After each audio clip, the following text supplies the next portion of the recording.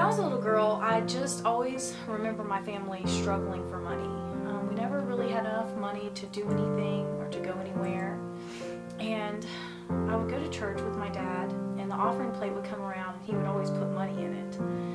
And I would think, Dad, don't we need that money? Couldn't we use it? Why are you giving our money away? And so when I was 25 years old and I started going back to church, I was working part-time and I was a single mom.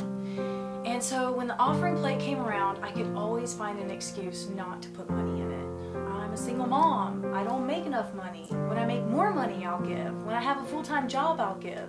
As I started getting involved in church, I came up with even more excuses. I started giving with my time, and so I thought, well, I'm giving with my time.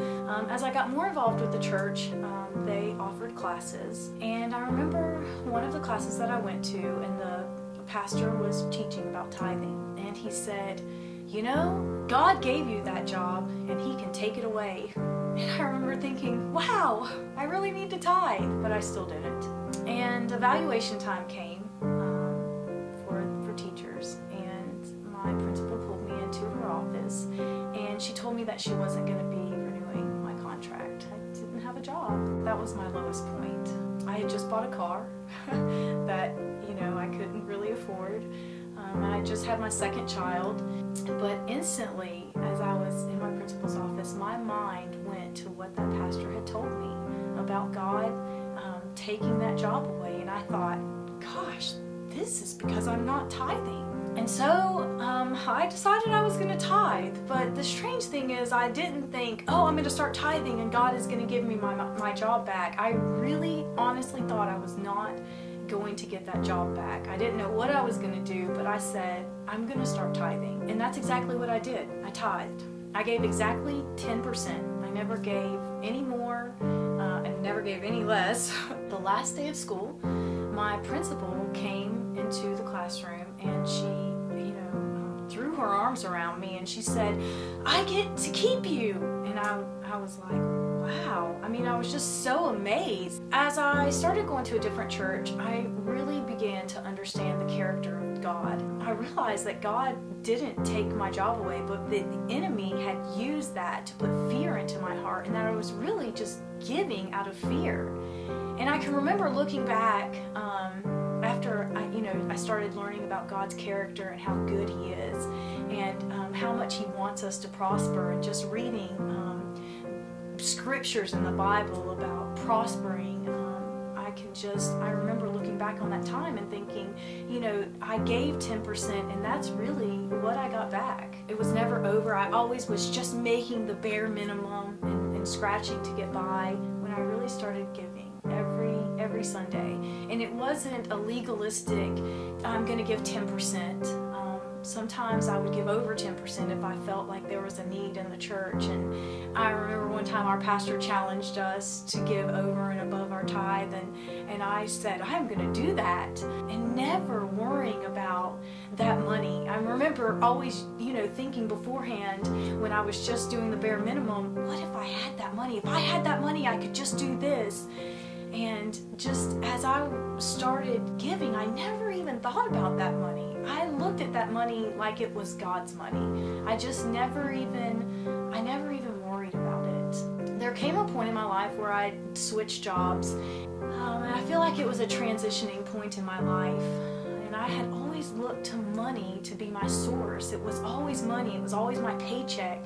And I feel like at this point, God was really talking to me, and He really wanted me to trust in Him.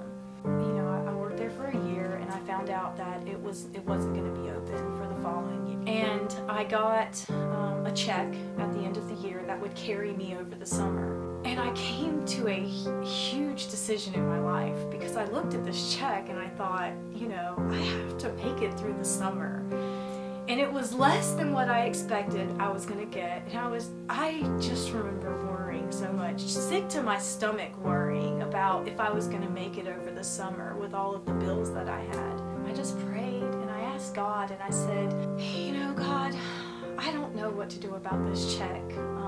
I had thought about putting some of it in my savings and then rolling over into my check like they normally would have come, and then just me tithing off of that every little bit. And God told me, He said, Erin, either I'm your provider or I'm not. I said, okay.